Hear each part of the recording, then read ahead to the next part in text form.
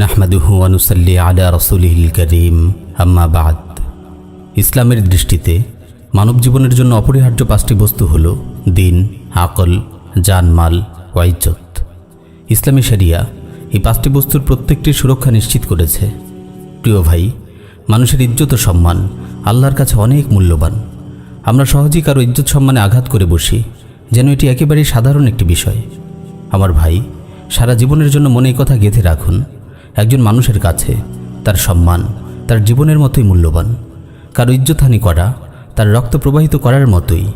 বিদায় হজের ভাষণে রাসূল সাল্লাল্লাহু আলাইহি ওয়াসাল্লাম বারবার উম্মাকে এই বলে সচেতন করেছেন, ফাইন্না দিমাআকুম ওয়া আমওয়ালাকুম ওয়া আ'রাদাকুম আলাইকুম হারাম কাহুরমাতি ইয়াউমিকুম হাযা ফি বালাদিকুম হাযা ফি শাহরিকুম হাযা।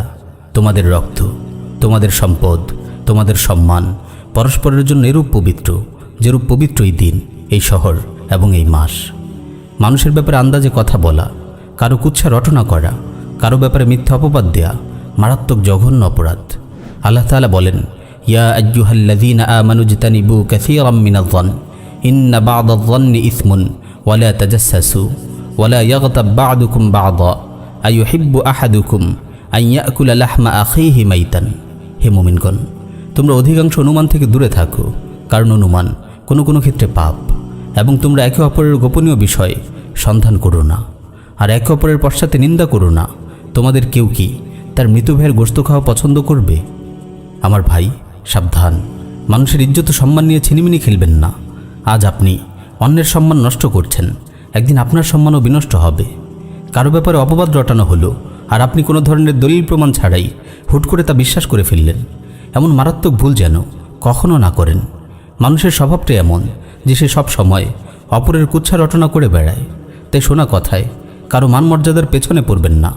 মনে রাখবেন, কেউ মিথ্যুক হওয়ার জন্য কেবল এতটুকুই যথেষ্ট যে সে যাই শোনে তাই বলে বেড়ায়। কারো দ্বারা যদি দিনের ক্ষতি হয়, মানুষের ক্ষতি হয়, আপনি দলিল প্রমাণ সহযোগে তা তুলে ধরুন, লোকদেরকে তার ব্যাপারে সতর্ক করুন। এটি আপনার দিনই দায়িত্ব।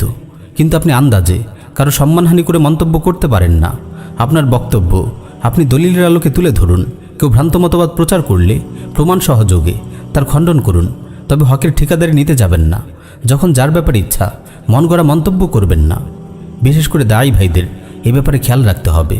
আমরা অনেক সময় দাওয়ার কাজ করতে গিয়ে বিরুদ্ধ মতের অন্য দায়ের প্রতি কুৎসা রটনা করি, তাদের বিরুদ্ধে অপবাদ দিই, তাদের ইজ্জত সম্মানের উপর আঘাত করি।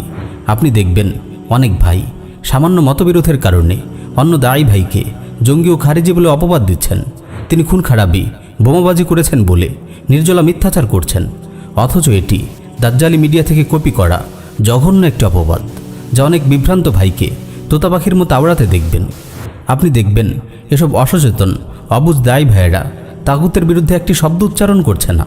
যে তাগুত আল্লাহর বিরুদ্ধে 24 ঘন্টা যুদ্ধে লিপ্ত, যে তাগুত আল্লাহর জমিনে আল্লাহর বিরুদ্ধে বিদ্রোহ করেছে, যে তাগুত সমাজকে পাপাচার ও অশ্লীলতায় ভরে দিয়েছে, যে তাগুত মদ জেনার লাইসেন্স দিয়েছে, যে তাগুত পুরো জাতিকে শিরকে লাগিয়ে রেখেছে, এমন নিকৃষ্ট তাগুতের সমালোচনা আপনি তাদের মুখে শুনবেন না। বরং আপনি দেখবেন তারা তাগুতকে নিজেদের আমির ও অভিভাবক হিসাবে মেনে নিয়েছে, আর জাতিকে তাদের আনুগত্যের সবক দিচ্ছে। আর যারা এই তাগুতের বিরুদ্ধে মুখ খুলেছে, তারা তাদেরকে খারিজি বলে অপবাদ দিচ্ছে। নাউজুবিল্লাহি মিন যালিক। প্রিয় ভাই, আপনি আপনার মুসলিম ভাইয়ের ইজ্জতের হেফাজত করুন। আল্লাহ রাব্বুল আলামিন আপনাকে দুনিয়া ও আখিরাতে সম্মানিত করবেন।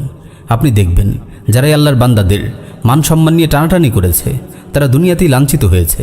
আল্লাহ তাদের সকল দোষ ত্রুটি প্রকাশ করে দিয়ে তাদেরকে মানুষের সামনে লাঞ্ছিত করেছেন। আল্লাহ তাআলা আমাদের সবাইকে মুসলিম ভাইদের মান সম্মানের হেফাজত করার তৌফিক দিন। আমিন ইয়া রাব্বাল আলামিন।